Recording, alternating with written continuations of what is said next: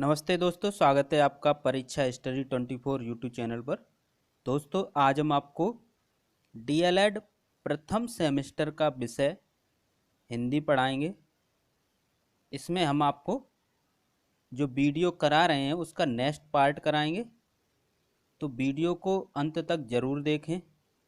यदि आपने अभी तक हमारे चैनल को सब्सक्राइब नहीं किया है तो आप सब्सक्राइब वाले बटन पर क्लिक करके आप सब्सक्राइब कर सकते हैं और घंटी को भी दबा दें, जिससे जब भी हम वीडियो डालें तो आपको नोटिफिकेशन मिल जाए पहले से।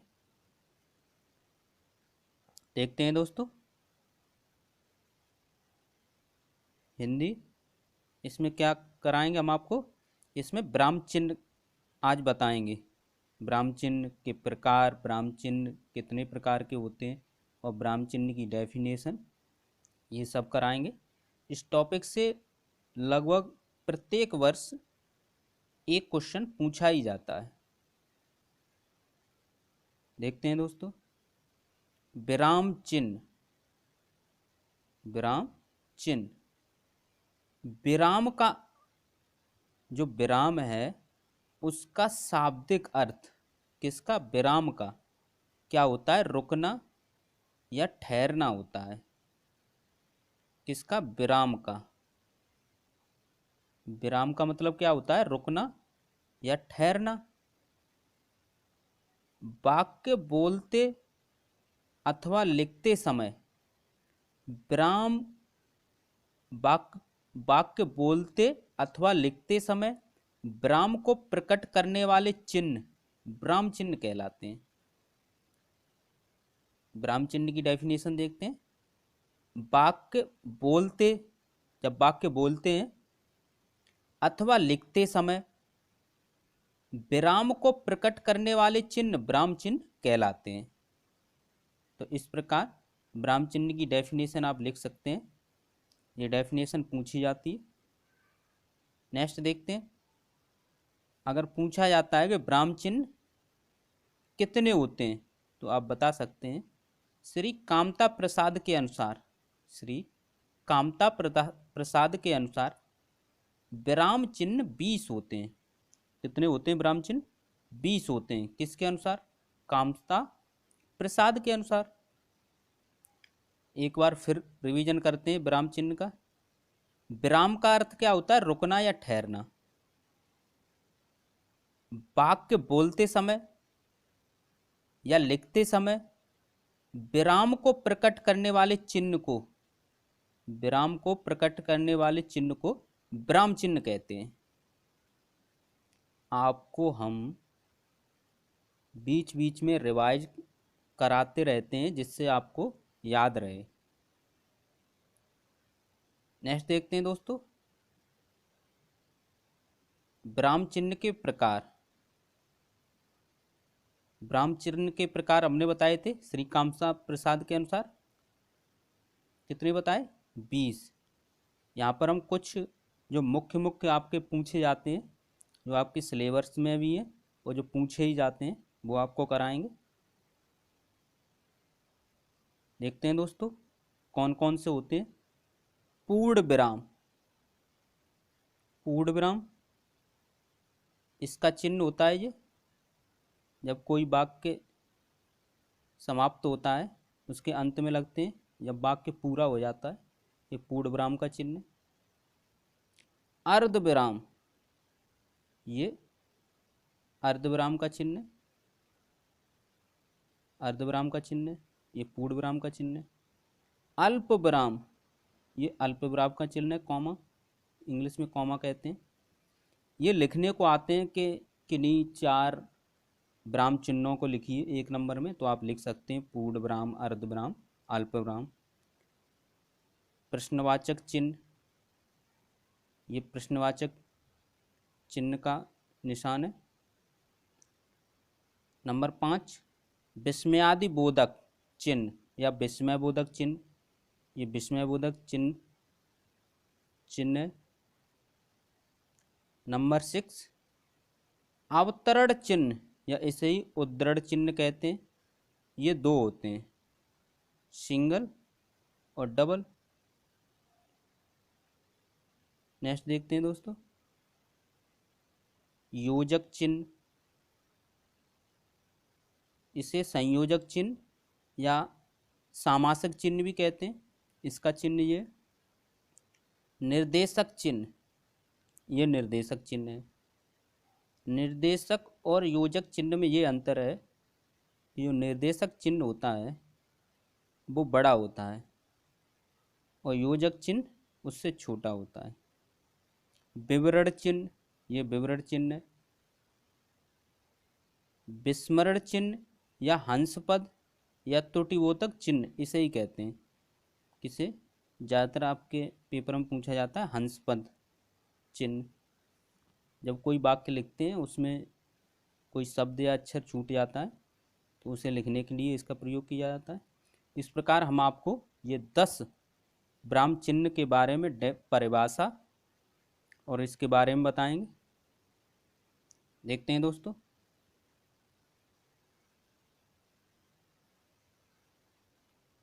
पूर्ण विराम। पूर्ण विराम, पूर्ण विराम का अर्थ है, पूर्ण विराम का अर्थ है भली भांति ठहरना या पूर्णतः ठहरना। पूर्ण विराम का अर्थ क्या है? भली भांति ठहरना या रुकना या पूर्णतः रुकना। प्रश्नवाचक तथा विस्मयादिबोधक, प्रश्नवाचक तथा विस्मयादिबोधक वाक्यों को छोड़कर शेष सभी वाक्यों के अंत में पूर्ण विराम का प्रयोग किया जाता है। किस किस में छोड़कर? प्रश्नवाचक और विस्मयादिबोधक वाक्यों को छोड़कर शेष सभी वाक्यों के अंत में पूर्ण विराम का प्रयोग किया जाता है। या फिर हम नेक्स्ट लिख सकते हैं और भी डेफिनेशन इसकी। वाक्य का भाव, वाक्य का भाव पूर्ण हो जाता है, ऐसे वाक्यों के अंत में पूर्ण विराम का प्रयोग किया जाता है। या आप ये वाली डेफिनेशन लिख सकते हैं, जब वाक्य का भाव पूर्ण हो जाता है ऐसे वाक्यों के अंत में पूर्ण विराम का प्रयोग किया जाता है। जैसे रामू खेलता है, एग्जाम्पल में आप देख सकते हैं, उदाहरण में रामू खेलता है, वाक्य पूरा हो गया, ये विराम चिन्ह लगाया। जैसे और भी एग्जाम्पल दे सकते हैं, मोहन घर जाता है। नेक्स्ट देखते हैं दोस्तों, अर्ध विराम। पूर्ण विराम से थोड़ा कम ठहरने के लिए, पूर्ण विराम से थोड़ा कम ठहरने के लिए अर्ध विराम का प्रयोग किया जाता है। पूर्ण विराम में क्या होता है? भली भांति ठहरना या रुकना, या फिर पूर्णतः ठहरना या रुकना। और इसमें क्या है? पूर्ण विराम से थोड़ा कम ठहरने के लिए अर्ध विराम का प्रयोग किया जाता है। जैसे उसके पिताजी बीमार हैं इसलिए वह स्कूल नहीं गया। नेक्स्ट देखते हैं दोस्तों, अल्प विराम। अल्प विराम का अर्थ है कम ठहरना। अल्प विराम का अर्थ है कम ठहरना या कम रुकना। वाक्य में जहां कम ठहरना होता है वहां अल्प विराम का प्रयोग किया जाता है। जैसे रवि तुम इधर आओ, अच्छा अब मैं चलता हूँ। यहाँ पर अल्प विराम का प्रयोग किया गया है। एक बार रिवाइज करते हैं।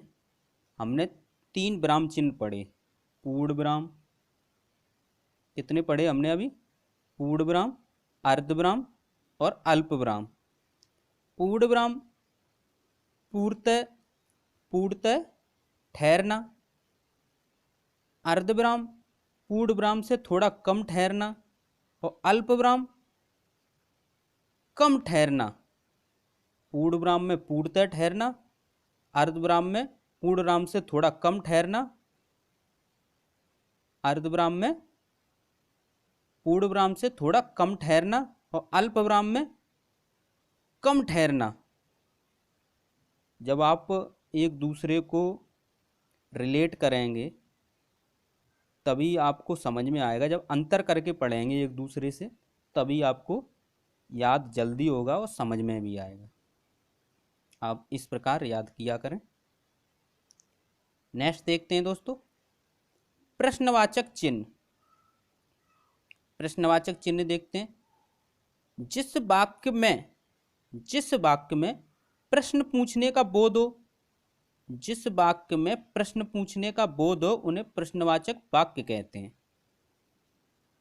जैसे तुम कब आए,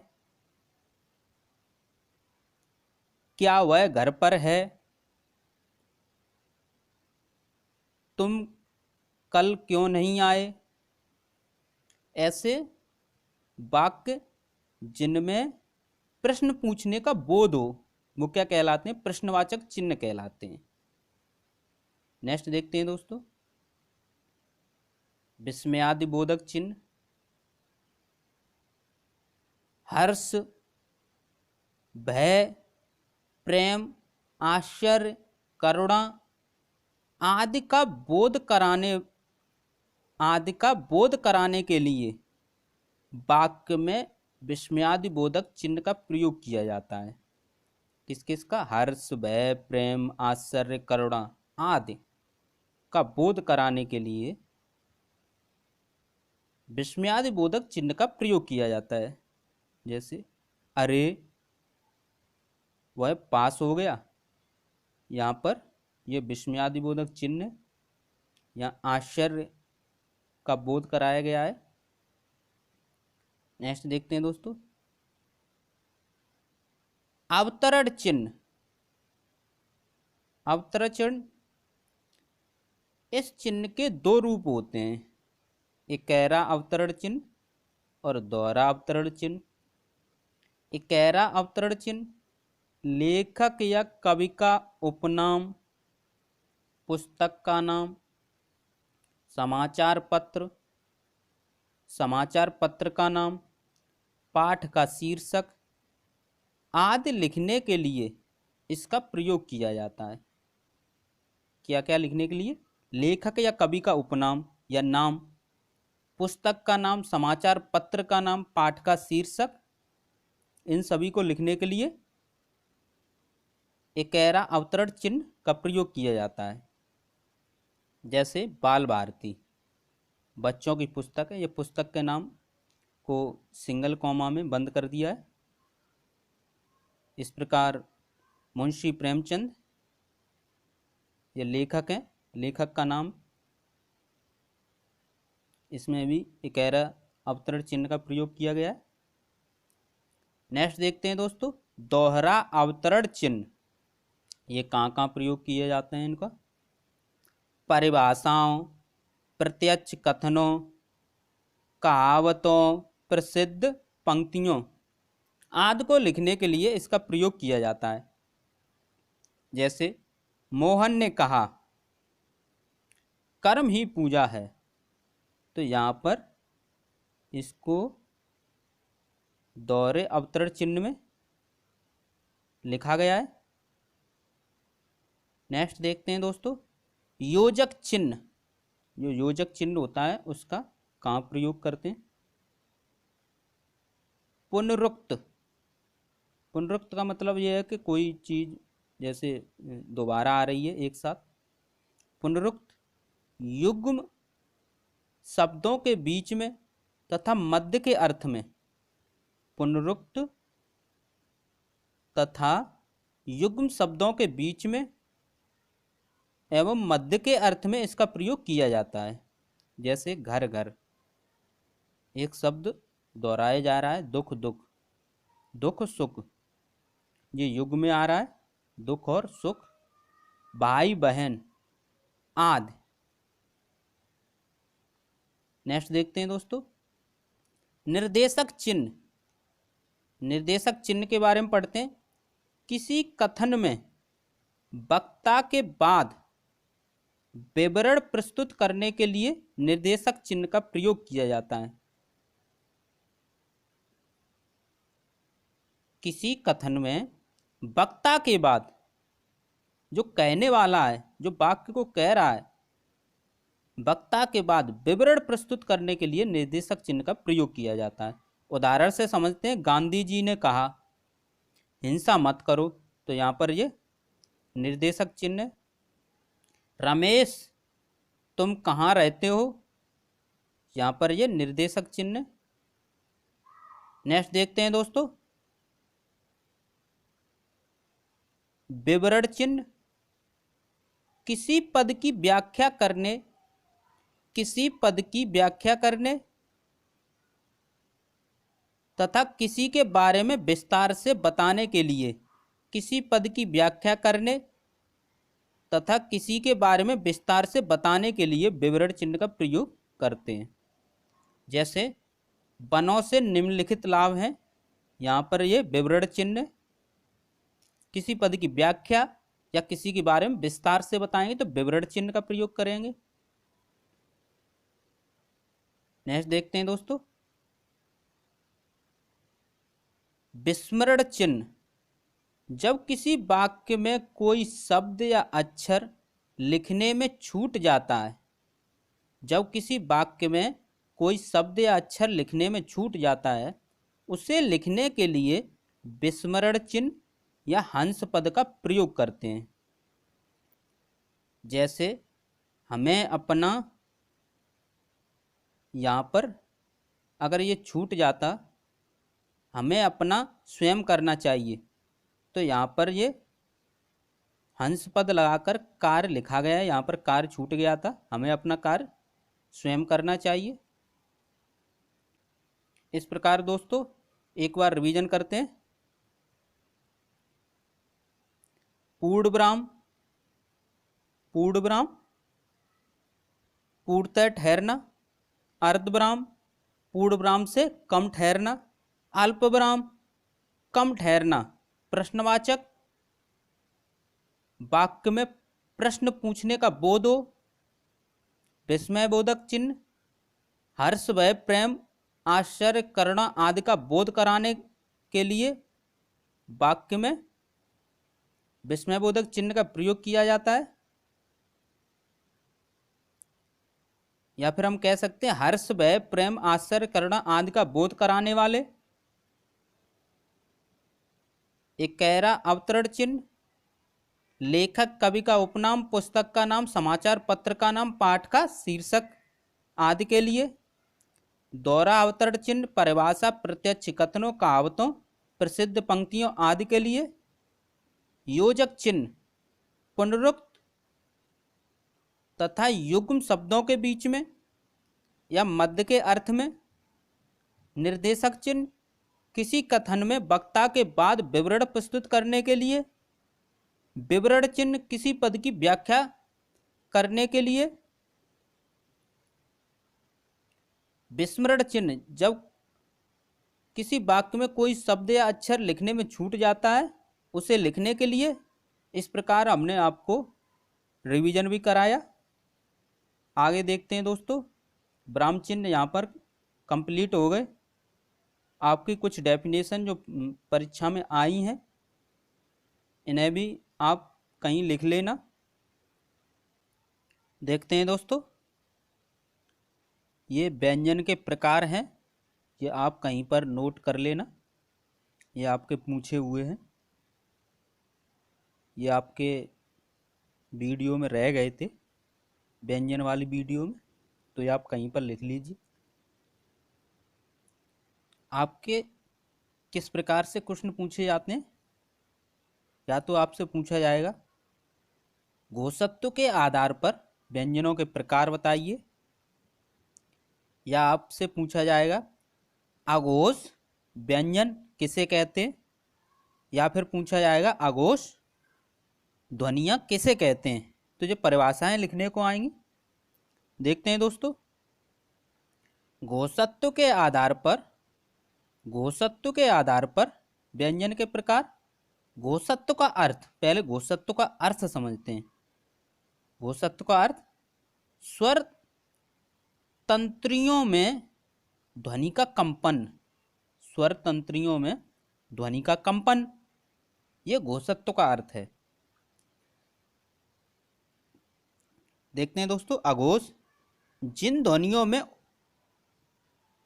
ध्वनियों के उच्चारण में स्वर तंत्रियों में कंपन न हो, अगर कंपन नहीं हो रहा है, वो अघोष व्यंजन या अघोष ध्वनियां कहलाती हैं। तो आप डेफिनेशन लिख सकते हैं अघोष की, क्या लिखेंगे? जिन ध्वनियों के उच्चारण में स्वर तंत्रियों में कंपन न हो, उन्हें अघोष व्यंजन या अघोष ध्वनियां कहते हैं। नेक्स्ट देखते हैं दोस्तों, सघोष व्यंजन या सघोष ध्वनियां, सघोष को ही घोष कहते हैं। देखते हैं इसकी परिभाषा। जिन ध्वनियों के उच्चारण में स्वर तंत्रियों में कंपन हो, अगर कंपन नहीं हो तो अघोष, और कंपन हो तो सघोष या घोष व्यंजन या ध्वनियां कहलाती हैं। तो इस प्रकार आप डेफिनेशन लिख सकते हैं। नेक्स्ट देखते हैं दोस्तों, प्राणत्व के आधार पर व्यंजन के प्रकार। प्राण का अर्थ यहाँ हवा से है,